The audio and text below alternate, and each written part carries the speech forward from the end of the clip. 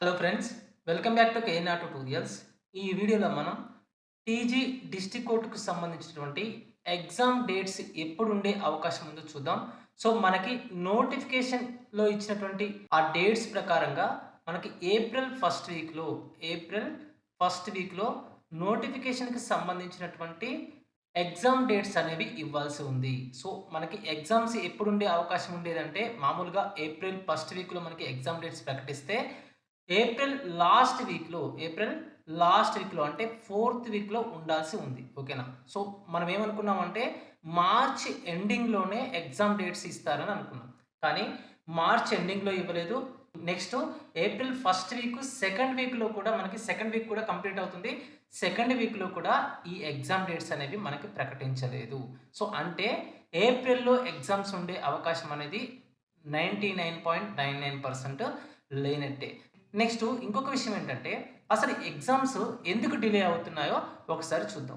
So, ఇక్కడ మనకి district కోర్ట్‌కి సంబంధించి వివిధ పోస్టుల యొక్క ఎగ్జామ్ ప్యాటర్న్ అనేది చూద్దాం. ఆ తర్వాత మనం ఎగ్జామ్ డేట్స్ ఎప్పుడు ఉండే అవకాశం ఉందో చూద్దాం.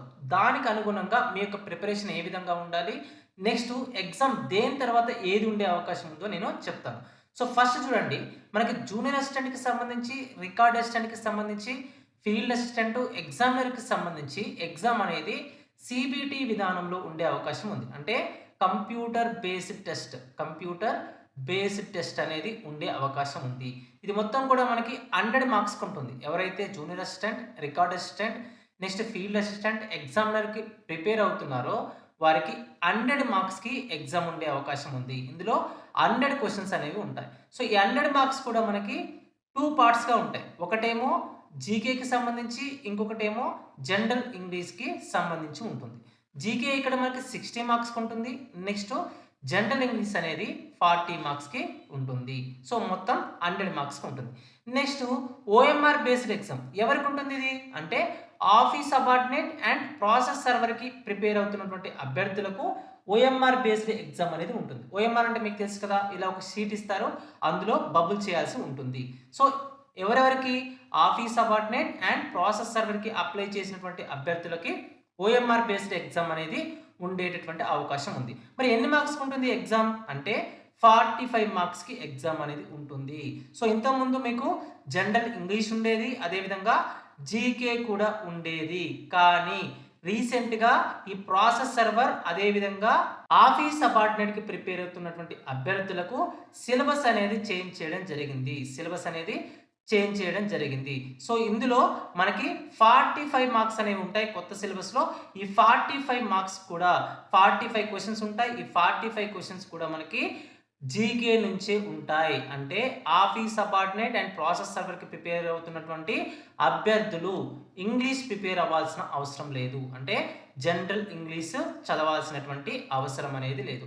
ఎవరైతే జూనియర్ అసిస్టెంట్ కానివ్వండి, record assistant and field assistant examiner prepare అవుతున్నారో వారు మాత్రం చదవాల్సి ఉంటుంది. సో, ఇక్కడ సీబీటీ విధానంలో ఉన్నటువంటి 100 మార్క్స్ ఏదైతే ఎగ్జామ్ ఉందో దానికి ప్రిపేర్ అవుతున్నటువంటి అభ్యర్థులు మాత్రమే మనకి జనరల్ ఇంగ్లీష్ ప్రిపేర్ అవ్వాలి. సో, ఇక్కడ ఆఫీస్ సబార్డినేట్ లేదా ప్రాసెస్ సర్వర్‌కి ప్రిపేర్ అవుతున్నటువంటి అభ్యర్థులు జనరల్ ఇంగ్లీష్ ప్రిపేర్ అవ్వాల్సినటువంటి అవసరం అనేది ఉండదు.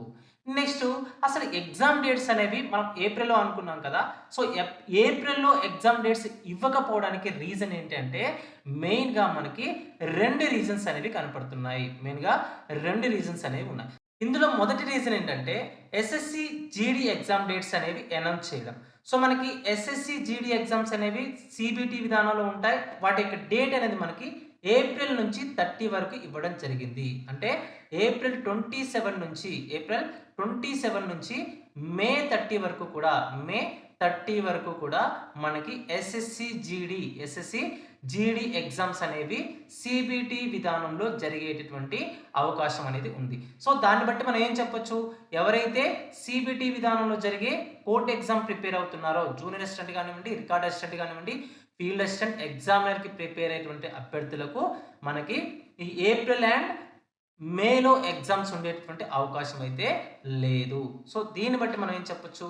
జూన్‌లో ఎగ్జామ్ ఉండేటటువంటి అవకాశం ఉంది. సో, ఫస్ట్ సీబీటీ అయిపోయిన తర్వాత మనకి ఈ ఓఎంఆర్ ఎగ్జామ్ అనేది పెట్టే అవకాశం ఉంది. సో, ఇంతకుముందు ఎలా ఉండేదంటే మనకి ఈ ఏప్రిల్, మేలో ఈ జూనియర్ అసిస్టెంట్‌కి సంబంధించి అదేవిధంగా రికార్డ్ అసిస్టెంట్ ఎగ్జామినర్‌కి సంబంధించినటువంటి ఈ సీబీటీ విధానంలో ఎగ్జామ్ పెట్టిన తర్వాత జూన్‌లో మనకి ఆఫీస్ సబార్డినేట్ అండ్ ప్రాసెస్ సర్వర్‌కి సంబంధించినటువంటి ఎగ్జామ్స్ అనేవి నిర్వహించేవారు. కానీ ఈ సీబీటీ విధానంలో ఉండేటటువంటి సీబీటీ విధానంలో ఉండేటువంటి ఎగ్జామ్స్ అనేవి జూన్‌లో నిర్వహిస్తున్నారు కాబట్టి మనకి ఈ ఎగ్జామ్స్ తర్వాతనే ఆఫీస్ సబార్డినేట్ అదేవిధంగా ప్రాసెస్ సర్వర్‌కి సంబంధించినటువంటి ఎగ్జామ్స్ అనేవి ఉండేటటువంటి అవకాశం ఉంది. సో, మరి ఎప్పుడు ఉండొచ్చు జూన్‌లో అంటే ఫస్ట్ వీక్‌లో ఉండే అవకాశం అయితే లేదు.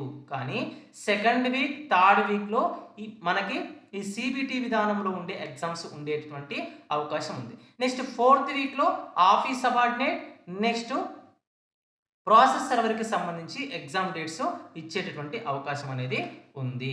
సో, నెక్స్ట్ ఈ ఎక్స్‌పెక్టెడ్ డేట్స్. సో, నేను ఆల్రెడీ చెప్పాను కదా! ఇది ఎక్స్‌పెక్టెడ్ డేట్స్ అని జూన్‌లో సెకండ్ వీక్‌లో ఉండేటటువంటి అవకాశం ఉంది సీబీటీకి సంబంధించి. నెక్స్ట్ ఓఎంఆర్ బేస్డ్ ఎగ్జామ్స్ సంబంధించి థర్డ్ వీక్‌లో గాని లేకపోతే ఫోర్త్ వీక్‌లో గాని ఉండేటటువంటి అవకాశం అనేది ఉంది. సో, దీన్ని బట్టి మనకి ఎన్ని రోజులు ఉంటాయి అంటే ఏప్రిల్‌లో 15 రోజులు, నెక్స్ట్ మనకి మేలో 31 రోజులు, నెక్స్ట్ వచ్చి జూన్‌లో 15 డేస్. జూన్‌లో ఆల్మోస్ట్ ఒక 10 డేస్ ఏసుకోండి. 10 + 31 అంటే మనకి 41, 41 + 15 అంటే మొత్తంగా మనకి 55 డేస్ టైం దొరికేటటువంటి అవకాశం ఉంది.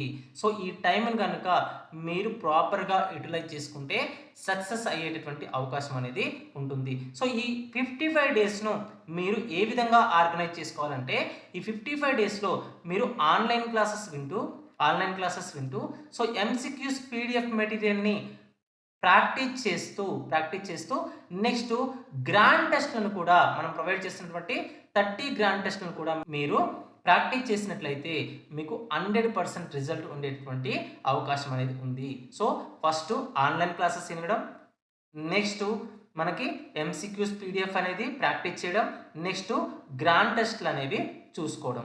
అదేవిధంగా మీకు ఆన్‌లైన్ క్లాసెస్ వింటున్నప్పుడే షార్ట్ నోట్స్ రాసుకోండి.